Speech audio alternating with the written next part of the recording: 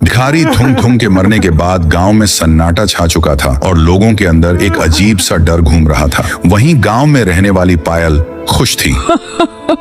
साला बड़ा आया मेरे पति को मारने वाला, अब मेरा बदला पूरा हुआ। क्योंकि एक रात जब थुंग थुंग गहरी नींद में था तब पायल एक धारदार चाकू लेकर उसके पास आती है और भिखारी थुंग थुंग को एक ही झटके में खत्म कर देती है। उसे लगता था कि उसके पति का अंत थुंग थुंग की वजह से हुआ है। फिर उसी रात जब वह गांव में टहल रही थी तभी उसके सामने वही पोस्टर दिखाई दिया जिस पर उसके छोटे बेटे चिंटू का चित्र बना हुआ था और लिखा था, अगली सुबह इसकी मौत पक्की है। ये देखकर पायल फूट फूट कर रोने लगी और बोली, नहीं, ऐसा नहीं हो सकता। फिर उसने उस पोस्टर को आग के हवाले कर दिया। देखते ही देखते कुछ ही पलों में वह पोस्टर जलकर राख हो गया, लेकिन फिर भी उस पर चिंटू का चेहरा दिखाई दे रहा था। इसके बाद वह दौड़ते हुए अपने घर चली गई और चिंटू के पास जाकर सो गई। लेकिन अगली सुबह चिंटू का सिर धड़ से अलग पड़ा हुआ था और उसके पास वही पोस्टर पड़ा था जिस पर लिखा था, अब कोई नहीं बचेगा, ये थुंग थुंग की आत्मा है, अब किसी को नहीं छोड़ेगी। और फिर उस दिन के बाद गाँव में लोगों की रहस्यमय तरीके से मौत होने लगी। सबसे अजीब बात यह थी कि हर लाश के पास वही पोस्टर पड़ा हुआ रहता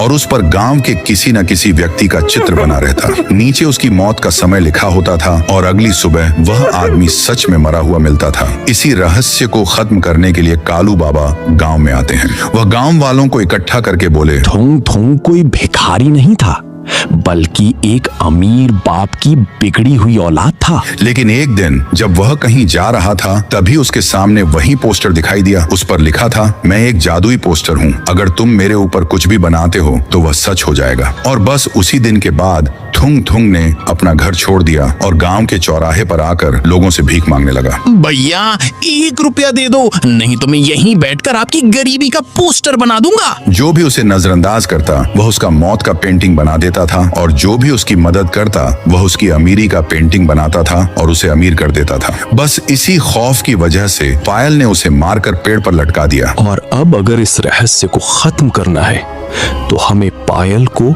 थुंग थुंग के हवाले करना होगा। तभी तांत्रिक के सामने एक पोस्टर प्रकट हुआ जिस पर अपने आप पेंटिंग बनना शुरू हो गया। वह पेंटिंग पायल की थी और नीचे लिखा हुआ था, अगली सुबह इसकी मौत पक्की। और अगली सुबह सच में पायल मर चुकी थी। उस दिन के बाद गांव में सब लोग खुशी खुशी रहने लगे। लेकिन आज भी गांव में रहने वाले बुरे लोगों की पेंटिंग उस पोस्टर पर अपने आप बनने लगती है और उन्हें उनकी सजा मिलती है। एक चेहरा अभी बाकी है, वो किसका है जानने के लिए सब्सक्राइब करो।